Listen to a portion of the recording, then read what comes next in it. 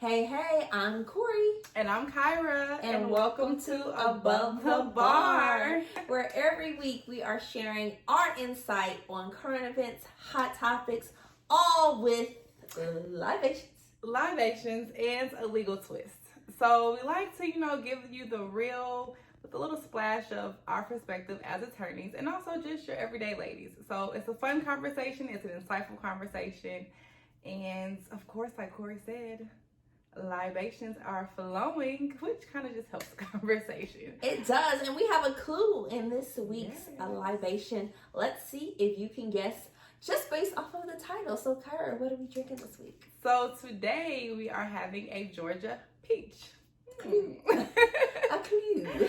It's a very simple cocktail. It calls for vodka, peach schnapps, lemonade, and a little bit of grenadine. It's very simple. You put it in your shaker, shake it up really good, and pour over some ice. So let's give it a try and see.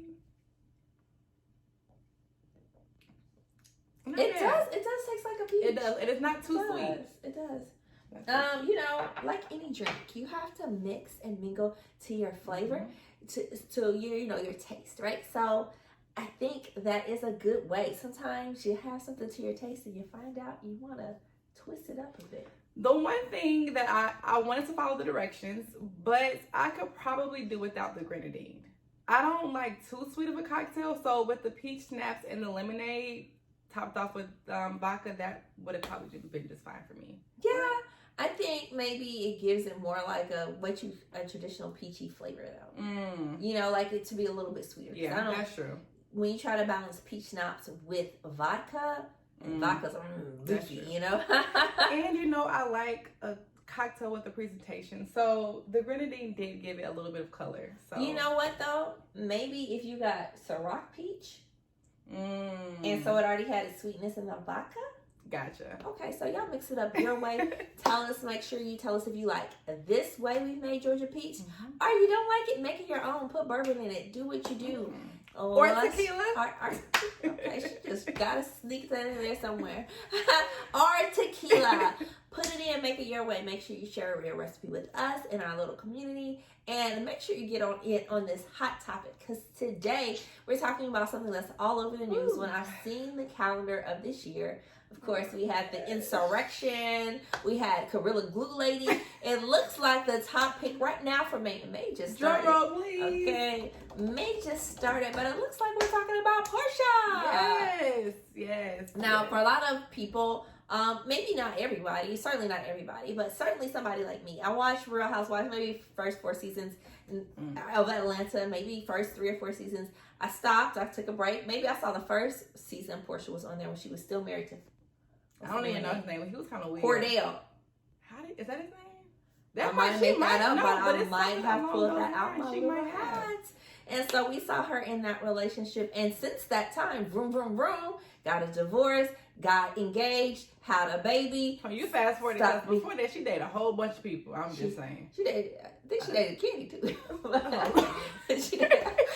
she just hung with somebody. I doubt this. See that from the clips. Oh, then you didn't hear that she had hooked up with another castmate and a stripper at a girl. Okay, so I missed some of it, but I got enough of it to know that she's been a busy little lady. So let's talk about it. We got some legal opinions, but a lot of it is our opinions as women, ladies, fellas too. How do you feel if your friend, maybe your frenemy, or just someone you know, gets together with your ex? Is it a time frame, just like a bereavement of my relationship time frame, where you have to wait? Can you hop on in, especially get engaged? There's a lot to break down there. Right. Let's talk about the win, though. Okay, you get divorced. Mathing. Right. It's not mathing. You get divorced, or you file for divorce. And as attorneys, I know you've done a divorce before. Yes. It takes a while to get divorced, especially he's apparently worth $40 million. When you have sizable assets, you need division of assets. You need to say, I want this, you want that. They've only been married 2, but they've been together for 6 years. Okay. And so, how do you feel about being in a relationship when, although you may be separated or not together, or filed for divorce or getting divorced, you ain't divorced? How soon is too soon? So, if Porsha had been a client of mine, or even if, what's the guy's name? Simon had been a client of mine, I would have said, hey, y'all, let's wait until the divorce is over before we make this situation public. Just because divorces are already very messy, he is the breadwinner, and you know that she's going to be coming, you know, to get alimony and whatever else she can get. So let's try to keep y'all relationship under the radar to not add fuel to the fire. I definitely feel like it will. Even if it's just from an emotional standpoint, that just makes the process that much harder, that much more difficult, because it's harder for them to reach an amicable agreement. I don't think that was strategically played out at all. Exactly. From family law. I don't like that's the what drama. I got out of it. Exactly. You know, it's a lot of emotion. I feel like you're more of a counselor than a counselor. You're trying to hear people's sides and understand what they feel like they lost, or, you know. Exactly. And so there's a lot of emotion that goes into it, and contractually they are at the opposite ends. Like, you want somebody cut and dry to sign a contract, but in a marriage, you want somebody emotional. So they're already kind of at the opposite ends of the spectrum. Right. But maybe he's thinking, my prenup will save me. And that's possible. What I like to tell people is that a prenup is just like any other contract. You can put in it what you want to put in it, what both parties agree to. So it can say something like, hey, you know, if I cheat, then you get X amount. If I cheat and that is the cost for the divorce, you get X amount of dollars. If I don't cheat and we just come to a split end, you don't get anything, or anything in between that, or whatever they want to pull out the sky. So I don't know what his prenup says. That is a confidential contract I believe, all the time. So who knows? It will come out eventually, though. Yeah, sometimes it comes out in divorces, especially as they start to fight about individual items. But I just like to remind people, because people are like, oh, prenups mean, you know, it predates the marriage. So in general, although there are some after marriage agreements you can enter into, it talks about your money before. So let's say he was worth XYZ before. That typically doesn't govern the money he made while he's in the marriage. So if he had a good couple of years, and let's be honest, you know, maybe once his wife got on Real Housewives of Atlanta, maybe his business started booming or picked up or popped off. And so, you know, making strategic business decisions and love maybe don't always mix. And in this case, certainly, you know, if you're in love, one would think you don't have to wait. Waiting doesn't cool down your love, because your love is personal, right? So the question becomes, is this for the cameras?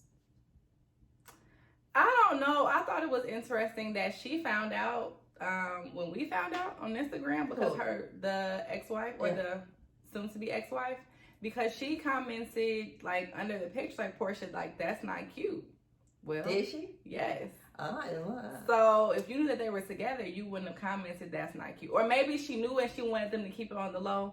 I don't know. Y'all know this celebrity stuff get real messy. Well, I know something that you can give us a unique perspective on. Porsha is saying that they are not friends. And if you don't know, I don't know where you've been and what you're doing on Friday nights at 8 p.m. But you should be watching on network. But Kyra is on the season of Ready to Love. Yes. And there is often lots of behind the scenes on production. So they were introduced on the show, and all the quotes are, you know, she's engaged now to her a friend's ex-husband, or, you know, estranged husband. And Porsha came out like, we're not friends. We're not friends. Go ahead. I don't want to. No, that's my question. But like, it's that, see, the commentary on the show said that they were friends. I don't know, tomato. But I feel like if that's my husband and we were close enough, like where we could play friends on TV, there has to have been some type of relationship between them. But you don't think they may have just brought them together because she looks like Hot Girl Summer, she looks like Hot Girl Summer? I mean, I can see that, and that is sometimes how production and reality TV works. But to answer your question, if they were me in that situation, or how do I feel about friends and dating exes? Well, just if this is for TV, in the sense that maybe they weren't really friends, and maybe they're just thrown into a scene together and they didn't have any personal relationship. In which case, does it matter? If you just kind of know someone, but you're not friends with them, do you have to be mindful and careful with their relationship? So you don't. If in that instance, she doesn't really owe her anything, but out of respect, that wouldn't be the move that I would make. There's like Because in January, he was just saying, yo, I love her. This love of my life. We're going to be together forever. So he's looking foul. But also, I just have to put myself in her shoes. And, like, that would be embarrassing. And y'all have to come out now for what? Oh, because maybe you're pregnant. And are you pregnant by Simon? I don't know. Plot thickens. But it's just, like, out of respect, does she owe her anything? No. But out of respect, I would have been like, Porsha, did you really have to drop that bomb right now? I mean, I don't even think it's out of respect for her. I think it's self-respect. Like, you know, sometimes you fall into things and you have a situationship, you have happenstance, and you love who you love, and sometimes those things are a surprise. But as experience, like, this ain't her first merry-go-round, right? Right. And so in your experience, you know that people break up, they make up, they still have some lingering connections when there are kids mixed in, and you want kids to feel comfortable. So I just feel like sometimes issues are beyond you. And if you want the example, set the example, especially if you're going to walk in and being somebody's stepmom, or set an example of, this is how I would want to be treated in that situation. It's not necessarily about treating her a certain way because she's your friend or you owe her something. It's a reflection of how you would want to be treated. So what he found another love. If you were his wife, how would you want to be treated? And make sure he treats her kindly. And I think the best women are women who say, I get it, we love, baby. I'm digging it, you digging it too. We can get engaged, or you can ask me, but we don't need those public symbols because it's for us anyway.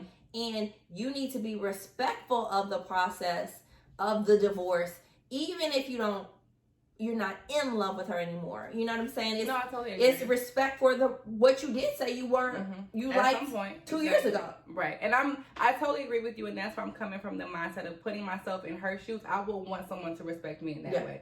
So I totally feel you on that. I don't know what's going on with Porsha and Simon and when we seen a picture of Porsha, Simon, and her ex-fiance, who's also her, they share a child together. And speaking of that, not to cut you off, but she has even mentioned in going into the relationship with her baby daddy, sorry for spacing on his name, showed you how much I watch the show, I just keep up in it in the tabloids now. But she said that she jumped into it too fast with him, and so she wasn't going to do that again. Well, I guess that, you know, went out the window when she met Simon. Yeah, and you know, there always going to be, when you jump in that fast, of course it shouldn't matter, but when you're in the public eye, those things do wear on you. And then so if you jump in it fast, jump out of it fast, you have a kid or whatever, or someone turns around and steals your man or takes your man, then people almost cheer for it out of your heartache, you know? And so sometimes, although certainly it cannot all be avoided, you want to save yourself some drama, save yourself some trouble. And the most interesting thing is that let's get into this triangle, this love triangle. Yes, the guys are in a relationship in the sense that they're business partners. So that's interesting because we all know we're human beings, and it's hard sometimes to separate business from personal matters. So we were talking earlier, like hypothetically, what happens if, you know, Porsha doesn't want the baby daddy or the fiance, soon to be husband, to deal with the baby daddy anymore, or who just knows, it can get very messy. And in business, you do also have divorces. I mean, I think that's what people miss. Like, a business divorce feels as personal, as messy, and because money is front and center, probably can be more traumatic. I was going to say sometimes messier. Yeah, because you have these expectations of a business. Maybe it's thriving and you have to decide how to split it, who takes control, who doesn't. And maybe it's failing and somebody has credit cards in their name and is a guarantor, and they are left with lingering emotions. So it is very much a reflection of any relationship, but it's a marriage the same way. So you're tied yourself, legally tied yourself in two different ways, and so they could really be broken up. This whatever venture it is could be broken up because of the strain that you say, oh, we're cool, and yes, you can try to be grown up about it, but let's face it, we're not always human grown up. We're not always, you know, oh, that's fine, or you can, especially when it comes to your kid, because they do share a child together. If it wasn't for the child, because then it becomes, oh, why aren't you treating our baby right? You should be in business with him, he's not doing good. And it's another child on the way. Who knows who that baby daddy? When did this happen, this new child? Like, she's pregnant now. So that's where it's like, okay, well, are you coming out because you're starting to show a little bit, or what? But she said she's pregnant, or the world says she's pregnant? She look about 3 months pregnant. She's fat. I don't know, y'all, because I done have some real fun weekends sometimes. Like when I came back from my birthday trip, and I was pregnant with food. Food baby. I was having a food baby. And I gave birth, so everything's fine. But, or is she fat or is she pregnant? I don't know. I guess we'll have to wait and see. Time will tell. Unless she's going to pull a Phaedra and say... Plus, they've been together for a month, right? So, that's what I was going to say. Because Phaedra came out with Apollo saying she was 7 months pregnant when she was really like 9 or something like that. Like, the timing was off. And if Porsha tried to say she's just now pregnant and really the baby comes out a couple months from now, you're going to say Porsha? Y'all was in cahoots well before y'all said y'all were. Well, that certainly, if I was the attorney, with no settlement would happen until we prove when that baby came to existence. So if you look a little bit pregnant, and this is May, and he filed in January, it's good enough for me as a divorce attorney to be like, I'm stalling all of this. Here is some interrogatories. Think about it. Get back to me in a month. You know, so... I don't know if it was a good business move or a legal move, but if she's saying she moved for love, you know, maybe that's enough and they don't care about all the ramifications. But usually people who don't care later when that ramifications come in. Eat them in the head. Right, exactly. Well, speaking of ramifications, let's just hop on a political front for a hot second. So, the Republicans, I don't know what to say of you these days. And this is not reflective of all Republicans, but some Republican officials are really showing their true colors. So there was a Republican today. Her name is Cheney. I'm sorry. Republican Cheney out of Wyoming. She was ousted as the third person in power for the Republican Party because she spoke out against Trump. She spoke out against him and pretty much spoke out against the riot that happened in January. And because of that, they ousted her. And the crazy part to me was the Republicans who were in attendance who were saying that there was no uprising and pretty much just playing the riot down and appraising Trump. So I'm confused, and it's really just showing that Trump had a stronger political support from the Republican Party than we really realized. I mean, he did not do poorly in the election. You know, he didn't win. He didn't do poorly. So we know people still supported him. Some people definitely because they just a Republican ride or die, and their choice is better than any opposition party choice. But I think he had a strong base, and it's always a question of when you're leaderless, like who will replace him? No one right now is in that position, and anyone now is still kissing up, whether that's because they really like him or they're trying to appeal to his base, get his support, have him vouch for them in the next election. But he definitely still has a pull. He still has a juice. And that probably won't go away for a while unless he goes to prison. Oh, but he is under investigation. So. Definitely is. I'm like, okay, I'm going to go to prison. No, but seriously. Come on, New York. No. So I think that it's almost shameful. And I would say this the same way for the Democratic Party. I'm probably more of an independent, but any party. One person doesn't make or break your party. And any person in power deserves to be questioned. I supported Barack Obama, but not every decision I agree with. It's okay to not be unanimously in support of what someone says or does. Because this thing inside and behind my hair is a brain. And your brain thinks the way your morals and, intelligence and experience dictate that it is. So to just say, well, whatever he says is right and whatever he thinks is good and whatever his people who support him think, I want to think too or appeal to too, that's silly. That's silly on any party. Not Republican, not Democratic, not independent. Anybody who says everything that one person does who's not you and your body is good, stop lying. Yeah. You don't like anything somebody else does. Just stop lying. So that's the problem. Why can't she still be a Republican and representative of their values and just speak out when she thinks he's gonna do something right? Mitt Romney does it all the time. And wouldn't you want someone in a position as a leader for your party who says stuff even when it might go against the grain, but they stand in their belief of it, and they're open to not an argument, but a debate, a healthy debate, to hear both sides out. So for them to just vote her out in a matter of 16, 20 minutes, I'm just like, okay. I'll be honest. I partially think it's because she's a woman. Oh. I do. I think that there's still so much stigma around women speaking out. So it's like, accept what we all think, or why should we accept your stupid opinion? We don't think that. You know, so if you are standing against the grain is one thing, but standing against the grain as a woman is super difficult. And people figure you're going to cave to peer pressure. So when you don't, it pisses them off. Yeah. That's my personal opinion on a soapbox as a woman who always thinks whatever pops in my brain. Very valid. But I kind of want to hop back to the point that you made when you spoke about not always agreeing with your leader, or, you know, whoever you vote for, whoever is in office. You're not going to always be 100% with what they say. And right now, Biden has made a comment that I didn't really like. He makes a lot of comments. He does. It's weird. So right now, there is a lot of turmoil going on in Israel between the Israelis and the Palestinians, and it's very disheartening.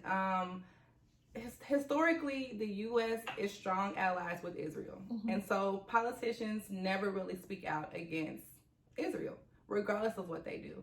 And Biden has kind of fallen into that track where he made a statement in support of Israel protecting themselves and said that they should protect themselves against anyone who attacks them. Well, Israel in this instance is the one who's initiated this attack on Palestinians in Jerusalem and in the surrounding neighborhoods. Pretty much there were families in certain neighborhoods, and Israeli force came in to move them out simply because they believe that it's their land and they don't want them there. So there was a kind of a political party / terrorist group called the Hassans, and they are the ones, they kind of always are looking like they're the people that's kind of in the back lurking for like any kind of trouble, and then they're gonna pop off, and then whoever gets hurt. And that's what they did. So they then tried to attack Israel, and Israel just attacked any Palestinians who were kind of in the vicinity, including Palestinians who were at mosque and were, you know, they're ending Ramadan. So it's a very traumatic experience. I heard about, a friend of mine was telling me about a boy who was going to the supermarket to simply get some sweets because it's the eve of their Ramadan, and he was passing by a hospital that had gotten bombed and got killed as a result. So it's very traumatic. I know that there are a lot of Democrats, progressive Democrats, who are pushing for more of a morale from the U.S. and pushing for human rights on the side of Palestinians. I kind of just got into some research and having conversations with people, and it's really almost like apartheid against the Palestinians in this Israeli land. So it's really sad. That touched my heart. I hope that we become more educated about it. I know that it's been going on for years and years and years. So I'm not gonna lie, I've done it myself. I kind of ignore it, like, oh, they're always at war. Like, they'll figure it out. Well, they're not, and Palestinians are really truly suffering, and they're treated like, for example, almost all Israelis have access, they have access, and most of them, if not all, have gotten vaccinated. There has been no vaccine, there have been no COVID vaccines given to any Palestinians. They have no access to it. So in a world where you can die from it, they're not even given the option to get a vaccine. So just things like that, it's really disheartening. And literally what I found out is that the issue in this fight over the land, like their lands are separated by literal like gates and stuff like that. So they're like right next to each other, fighting with each other. And I just can't really imagine from the comfort of my home and comfort of the U.S. what that's like. So if I will try to find resources of how we can maybe push our representatives in the way of actually standing up for human rights and those that are, you know, treated in ways that are just outright inhumane. But it's just really disheartening, and I'm hoping that regardless of us being allies to Israel, that we stand up for what's right and can somehow find a way to remain an ally but also bring peace to Palestinians. I don't know if that's possible or how that will look, but I am hopeful. I think so many wars have been fought over land and ownership of land, which is kind of a false pretense, right? Land kind of owns itself in its natural state. So, I mean, I think it's a reflection of almost every war that is taking place. It is about land or money. Almost every war we have, with the exception of maybe one. And you know who's always behind it? Not trying to be funny, but somehow Europeans. And so what I found out in my research is that this land that they're on, that they're occupying, Europeans brought like the Jews that were like from the Holocaust there to allow them, like they were called the new settlers, the new Israeli settlers. And so they now want more land. And so it's like this fight, and at the end of the totem pole is Palestinians, and they're the ones that suffer. And it's like, well, we didn't do anything. Why did y'all?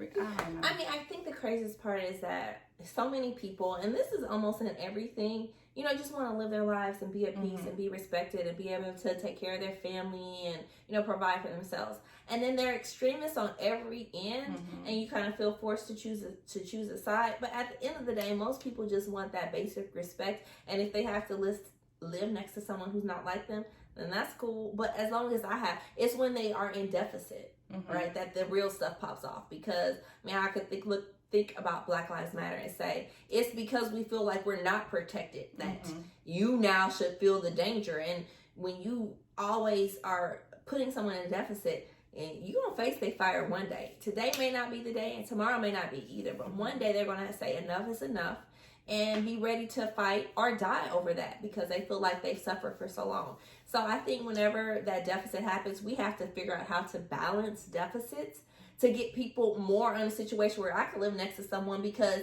then it's not a situation of the have and have nots. It's like we all are having. And it's the issue of greed, because with this, it kind of sparked by Israelis literally saying, hey, this is your house. I know you've lived here, but I want it, and I'm Israeli, and it should be mine, so you need to leave. Like, heck yeah, I would stand up. And, you know, so it started out, I think, maybe in a certain neighborhood. I don't want to butcher the name, but it was in East Jerusalem, and there were 6 families that they were literally going to their house and was like, hey, you gotta go. I don't know where you're going. And it on top of that, it is illegal. Not just based on their laws, but internationally, like based on international treaties, what they're doing is illegal. But you're still going to defend them. You're still going to feel Israel, even though Palestinians are the one that's suffering. And yes, they're uprising because enough is enough. Like, as she said, like Black Lives Matter, it's the same correlation. Not entirely, because the trauma is different, but it's still the core of feeling like you're undervalued, you're not respected, and you have, at some point you do have to stand up for yourself. And I'm in total support of that. So there's tons to this. That's a big issue to break down. But what we would encourage you as you read or sip your cocktail that you're making today, find out more. You know, get involved. This is the role of your civil servant to speak on your behalf. And if you don't read, then you don't have anything to say, then you don't know what you want to take to Washington. Just like some of Liz Cheney's constituents might say. We like our, our representatives. She's saying our values. Yes, we believe in some of the things Trump did or said, but everything is not a pass, and she's only speaking to the things that are divergent. So this is what the role is, and if you like it, continue to vote for them, but also reach out if you don't like it. Speak what you want and demand representation, because I think sometimes we think it's beyond us, it won't happen. Yes. We can't reach anybody. But what we know is collectively we can. So with that's a lot to say. If you guys find more stuff, please, like Corey was saying, join the conversation, engage with us in the community. Let us know what you find, what resources you find, what education you find from Israel and Palestine, and also politics, and this gossip girl or guy, whoever. Let us know. We want the tea too. So join in on conversations and let us know if there's a cocktail you would like us to make. We're always down to try new libations. And if you do a new twist on the old one, let us know that one too. So that's our show for today. Make sure you try the Georgia Peach. Put it on your schedule. Make sure you like, share, and follow Above the Bar. Check us out on YouTube at Above the Bar Live. Yep. And as always, have a good night and cheers.